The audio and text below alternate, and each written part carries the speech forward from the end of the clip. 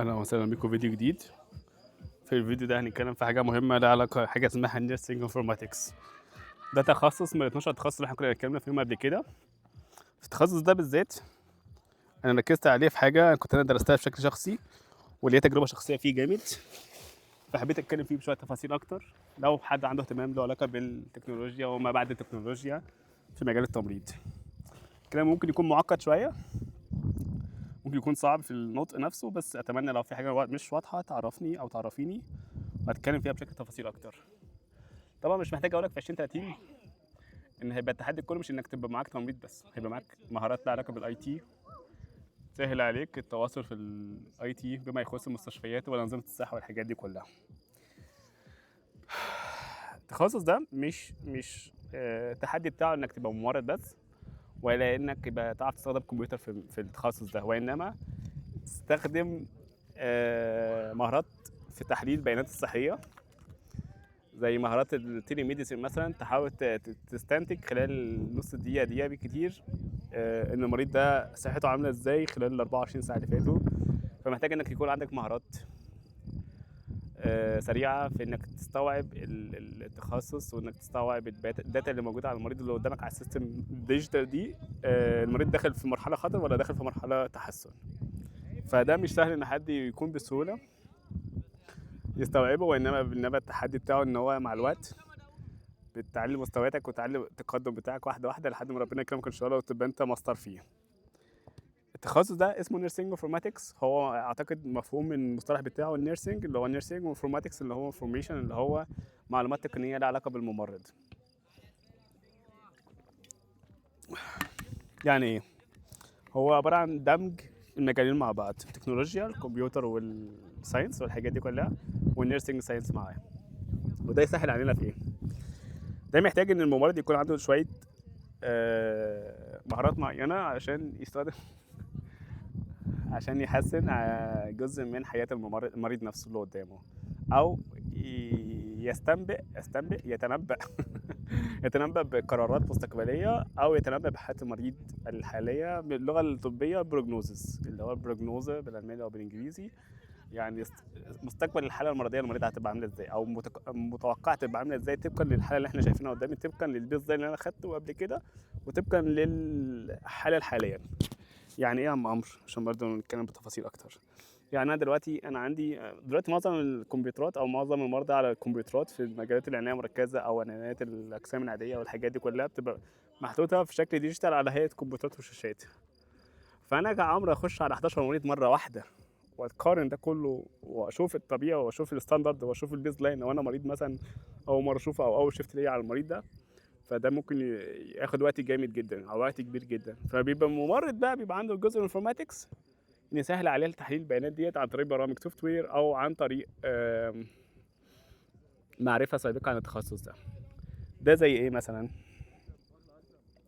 ان لما الممرض نفسه يكون عنده مهارات لها علاقه بالاكسل والداتابيز زي اس كيو ال لايت او ما شابه ذلك، عشان برضه في كذا حاجه عشان مش عايزين نعمل دعايه لحد.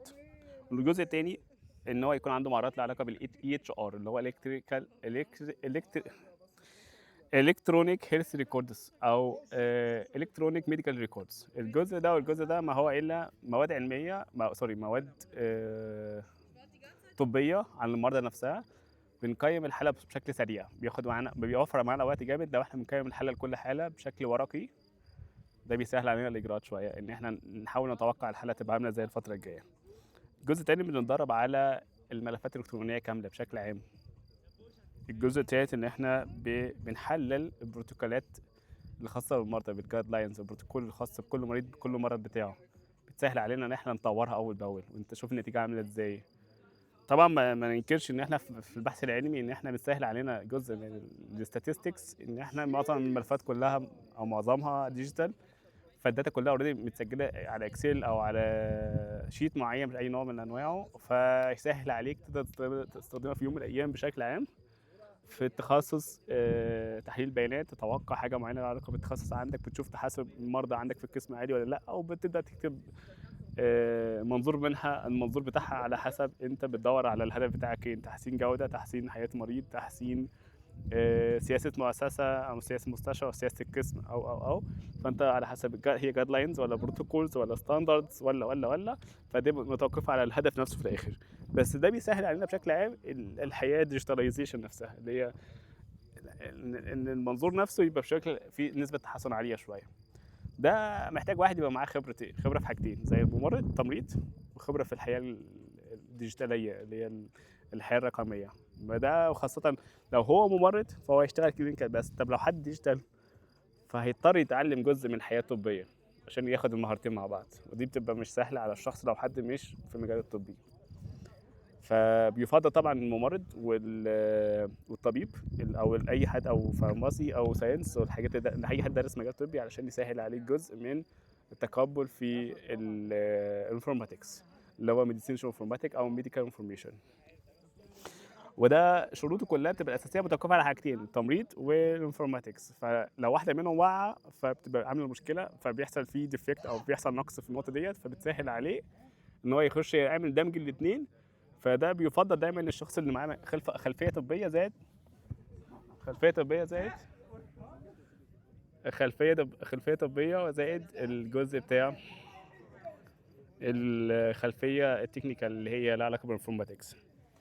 طبعا الشباب ورايا بيلعبوا كوره، وطبعا سنهم اتعرفت عليهم من شويه في الكوش اللي ورايا، الكوخ اللي وراه اللي حاطط فيه الكفر عشان الشمس. فعرفت ان هم كلهم شباب لسه صغيرين كده، اكيد اكبر واحد فيهم 11 سنه 12 سنه 13 سنه الواد الكبير ده. تمام.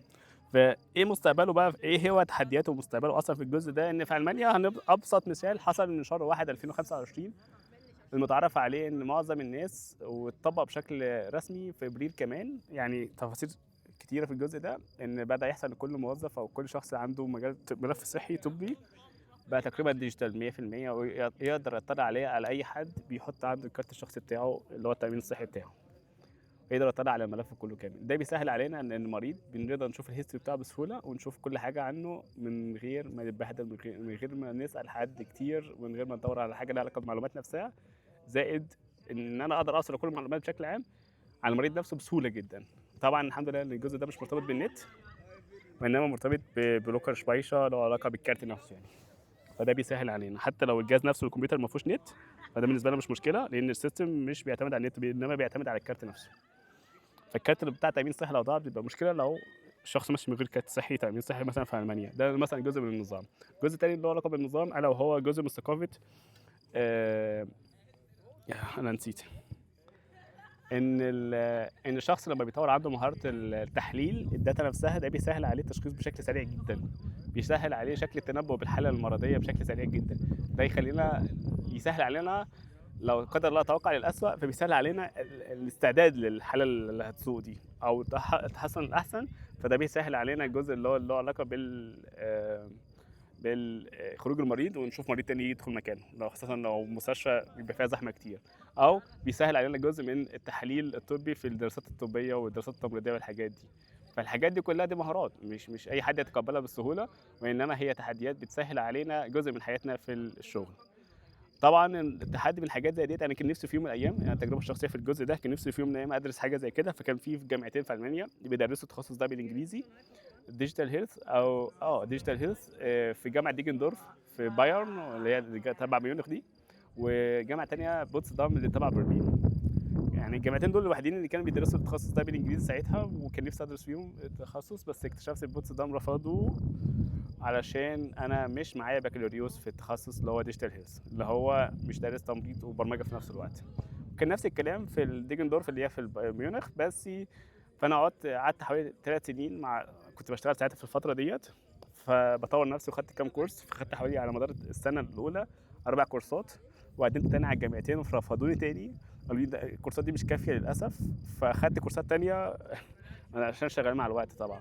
خدت كورسات تانيه وطورت نفسي لحد ما وصلت 9 تقريبا، وطورت نفسي اكتر، وحرفيا بهدلت نفسيا لدرجه ان انا فاكر كنت رحت الشغل وانا بتكلم انجليزي، قعدت فتره بتكلم انجليزي، ورحت الشغل بعمل تسليم التصوير بالانجليزي، نسيت حتى اقسم بالله في الفتره ديت اللي انا المفروض اتكلم الماني في الشغل، من اللي هو قله نوم طول الوقت تقريبا بتكلم انجليزي في اللي هو علاقه بالكورس، وبكتب تقرير بالانجليزي، وبعمل تجارب انفورماتكس بالانجليزي، او ببني مشروع صغير ابتدائي، او بحلل حاجه.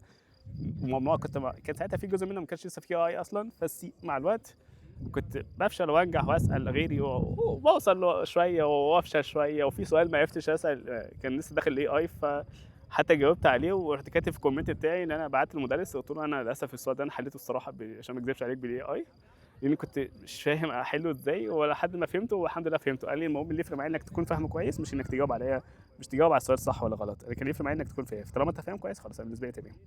فكان في جزء من الامانه من الامانه الشخصيه ما بينه وبين المدرس بتاعي على على الكورس ده، والحمد لله عديت منه على خير والامور كانت تمام في اللذيذ يعني. لكن بعدها قدمت تاني للمره الثالثه في السنه الثالثه على نفس الجامعتين وللاسف رفضوني رفض تام.